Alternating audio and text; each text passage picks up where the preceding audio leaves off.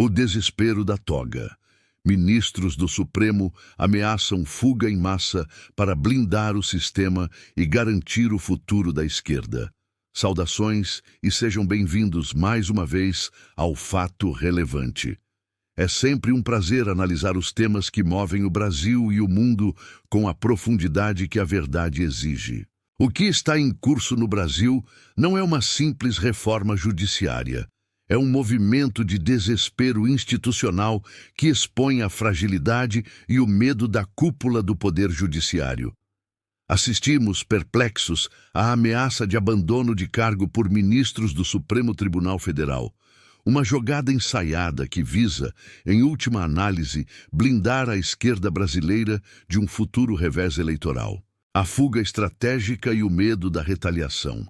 A formalização do pedido de aposentadoria de um ministro como Luiz Roberto Barroso e a cogitação de saídas antecipadas de figuras como Carmen Lúcia e Gilmar Mendes não são coincidências. Tais movimentos são sintomáticos de um medo real de retaliação por um eventual governo de direita. A direita conservadora brasileira tem motivos de sobra para cogitar a renovação do Senado, com parlamentares dispostos a cumprir seu papel constitucional de fiscalização e julgamento dos membros da mais alta corte.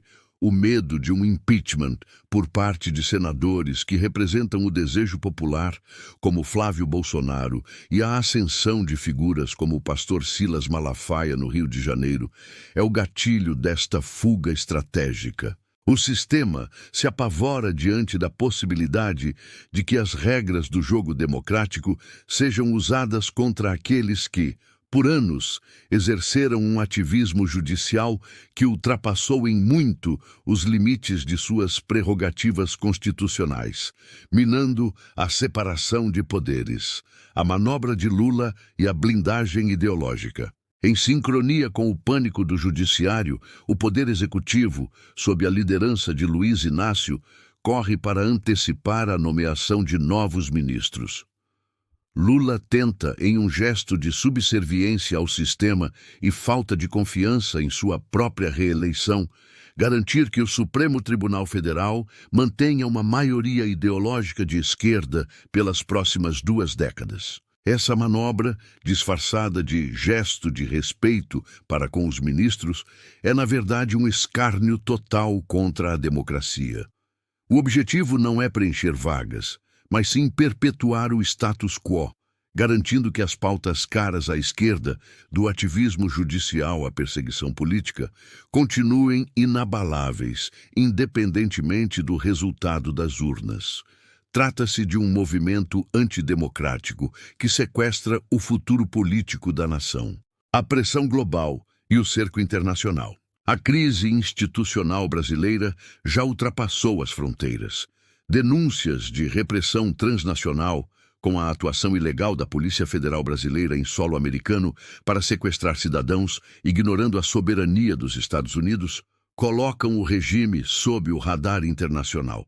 A convocação do advogado da vítima a Washington, bem como o interesse contínuo de figuras poderosas como o senador Marco Rubio e Elon Musk, indica que o Brasil está sendo alvo de sanções reais e negociações duras. O cerco se fecha sobre o ativismo judicial, que não pode mais contar com a impunidade doméstica. Em franco contraste com o retrocesso institucional e a agenda socialista do Brasil, o cenário global aponta para uma frente de liberdade. O encontro entre Donald Trump e Javier Milei simboliza um eixo ideológico que se fortalece para combater o socialismo, o populismo de esquerda e a agenda globalista que ameaça a soberania nacional. Milei, que repudia veementemente o caminho que conduz ao socialismo, e Trump, que lidera o movimento contra o establishment progressista, são o farol que a direita brasileira deve observar.